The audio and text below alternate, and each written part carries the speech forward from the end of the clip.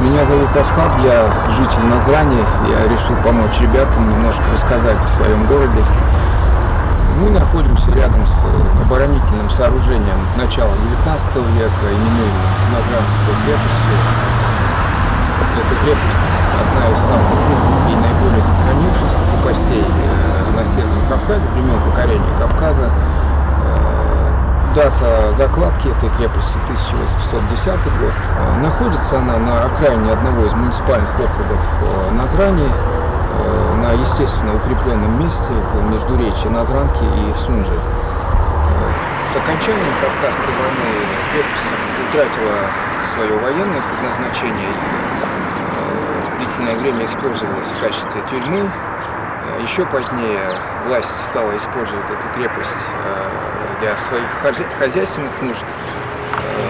Долгое время на территории этой крепости находилась больница. В общем-то, она и сейчас находится.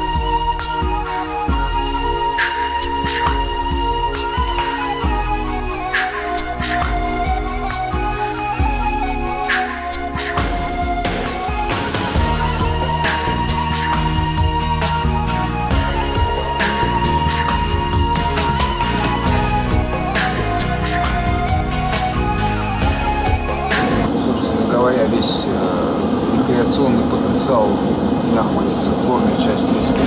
Вершины горы зеленив при свете дня и ночью лунной, могучий терека порыв и буйная асы бег бурунный. Тобой душа вдохновлена, люблю всего сильней на свете я. Тебя, святая сторона, моя родная Ингушетия. Тебя, святая сторона, моя родная Ингушетия. Ночью трухануло. Вот. Я проснулся тогда. Но мне показалось, что землетрясение. Вот, Я об этом узнал мне сказали в социальных сетях. Я тоже узнал. Я вообще ВКонтакте, что писали, что было ночью землетрясение. Где-то в районе 2 часов. Ну, это нечастое явление здесь, в этой местности, на самом деле. Если и бывают какие-то землетрясения, то очень слабые. К счастью. Пути из глубины веков лежат вдоль горных перевалов. Погонит дробный стук подков, сверкание жалящих кинжалов. В ущелье заползает мгла, покрытый дымкою столетия. Как долго ты во тьме жила, моя родная Ингушетия. Как долго ты во тьме жила, моя родная Ингушетия. Они были оборонительными. Строили для обороны и для связи между селами. Обычно башни ставили так, чтобы с другого села она была видна. Эту башню нужно было построить в течение 1 года. Иначе? Иначе эту башню забрасывали и строили новую.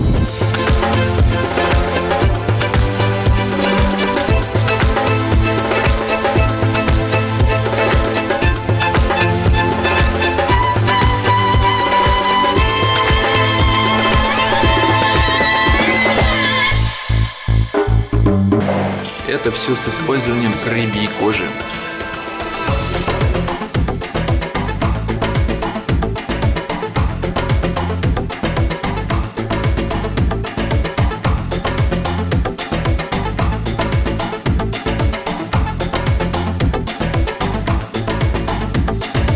Вот не стриженный сазан. Вот сазан стриженный. К примеру, семга в разном цвете она. Эти уже готовые полотна у нас. Драпированное полотно, например. Из рыбьей кожи можно изготавливать даже картины, как мы видим.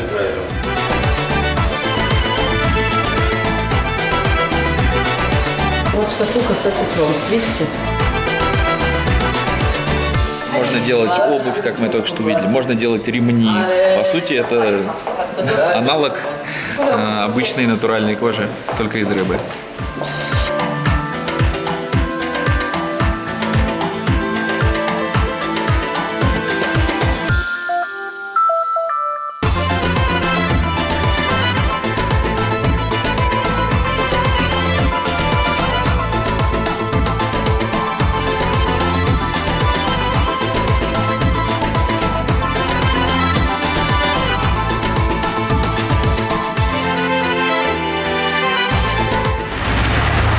У нас пятница, и, как мы видим, проповедь из центральной мечети транслируется на экран в центре города.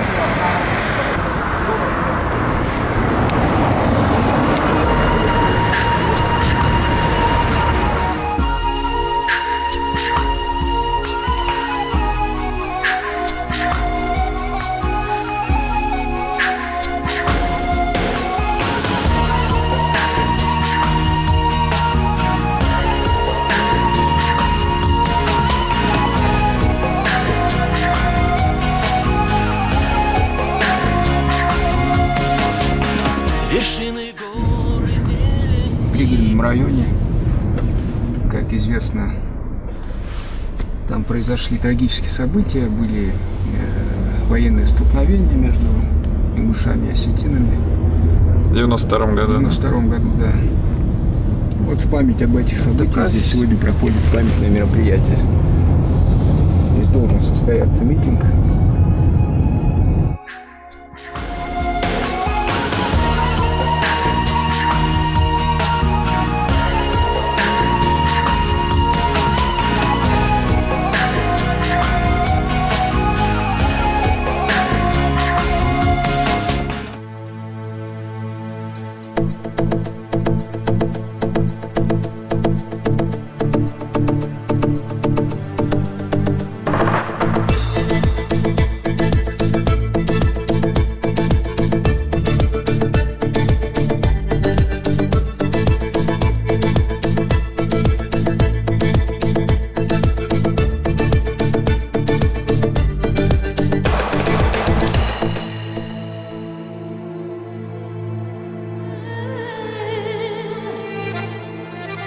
Мы находимся на мемориальном комплексе жертвам репрессий, он же Аллея Славы. Здесь представлены различные знаменательные события и личности из истории ингушей.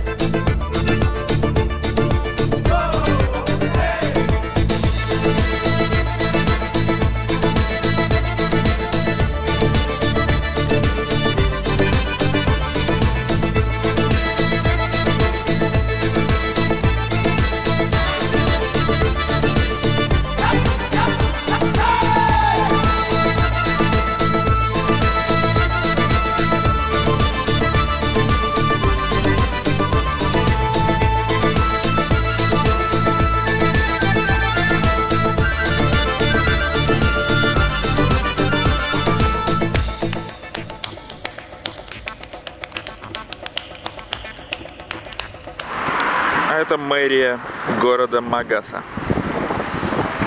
Добро пожаловать в нашу республику, в наш солнечный город Магас. Действительно, 25 лет назад в этом месте находилось чистое поле. Здесь не было даже намека на то, что здесь когда-то будет построен город.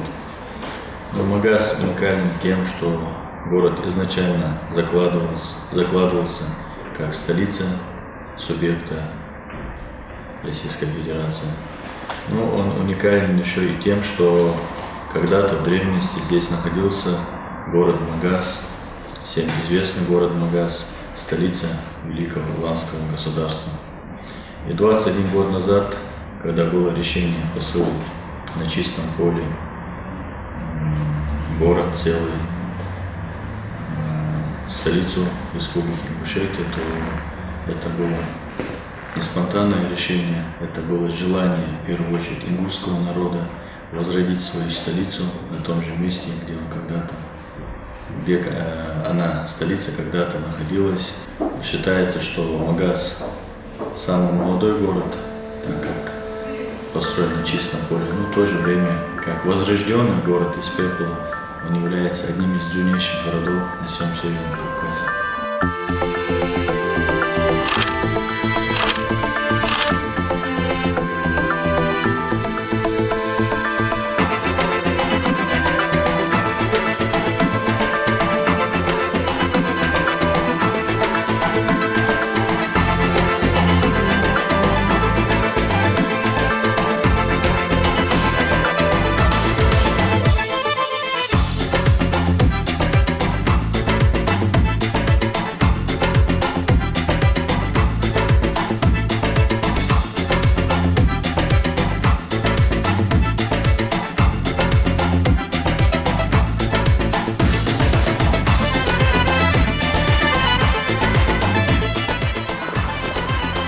Так, вот справа мы видим башню 100-метровую, которая должна стать самым главным брендом Ингушетии и Магаса в частности.